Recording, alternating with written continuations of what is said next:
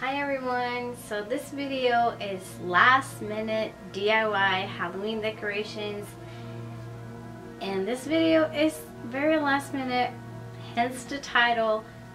I made these DIYs, filmed everything, and edited it.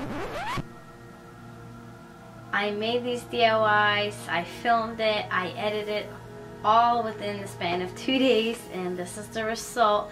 I did put a previous video up with just the DIYs on Halloween, but after watching it, I was not happy with the result, so I decided to take it down, film an outro and an intro, and then put it back up. So this is what that is. I hope you guys all had a very nice Halloween. I know I did, got lots of candy. I went as a gypsy, which is why I have this around my neck. And I had lots of fun, and I had lots of fun making these DIYs as well. And I hope you guys enjoy this video. Give it a thumbs up if you do, and if you're trying any of these out, make sure to tag me. My social media will be down below and also on the screen. And without further ado, let's get spooky.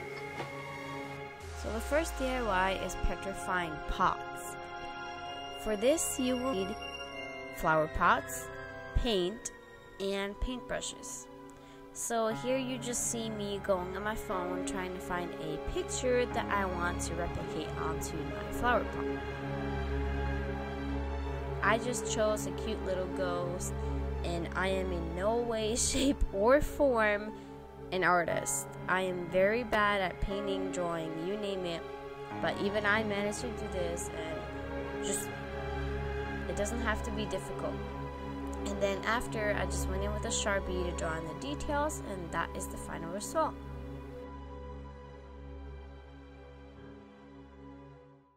Next up, we have creepy canvases. For this DIY, you will need canvases, paintbrushes, and paint in your choice of color. It's really that simple. So here again, you see me looking for a simple illustration, drawing, whatever, just to get an idea of what I wanted to do.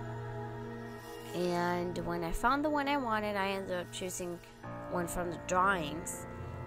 I would zoom in to get the size that I wanted for my canvas, because my canvases are pretty small.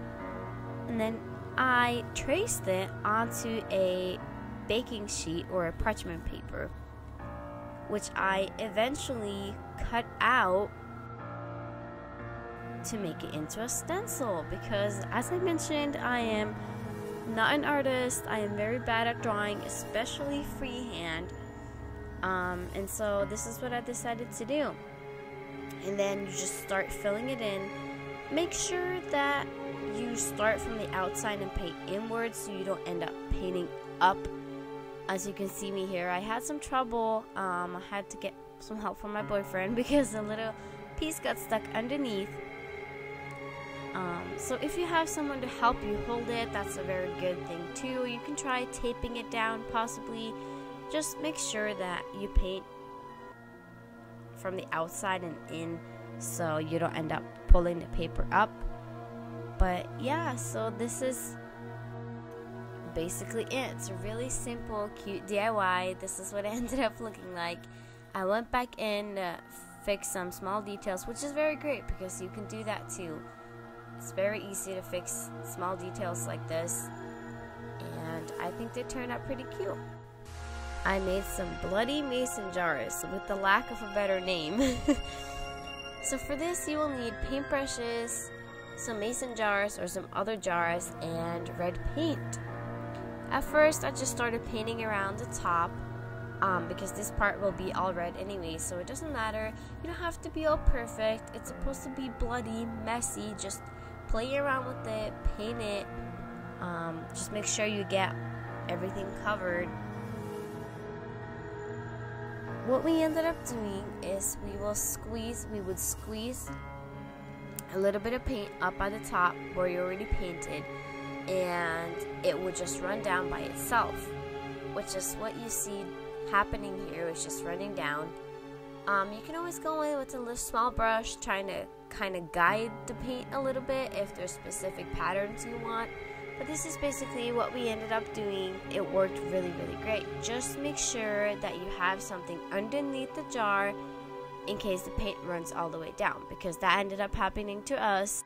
Luckily, I had a napkin underneath already, but just make sure that you have something underneath. Don't put your jars right on the table. So yeah, but they turn out really, really cute, and it's a really, really simple DIY. And last but not least, we have the Wicked Wreath. For this, you need a wreath, a hot glue gun, and some plastic insects, animals of your choice. I bought some plastic cockroaches and mice from Michael's, I believe. I also ended up getting the wreath from Walmart for about $5, which was really cheap. And you just see me painting on the animals, the cockroaches, wherever I want them to be. There are some random spots. It doesn't matter. It does not have to be perfect. Once I was happy with my result, I took it back out for a little bit more spray painting. Just a light coat over the mice and the cockroaches, just to make it look like they were a part of the wreath. And that concludes the last minute DIY Halloween decorations. And I hope you guys liked this video. If you did, please give it a thumbs up. And if you want to see more lifestyle videos, more DIYs, then make sure to subscribe to my channel. And I will see you in my next video. Bye!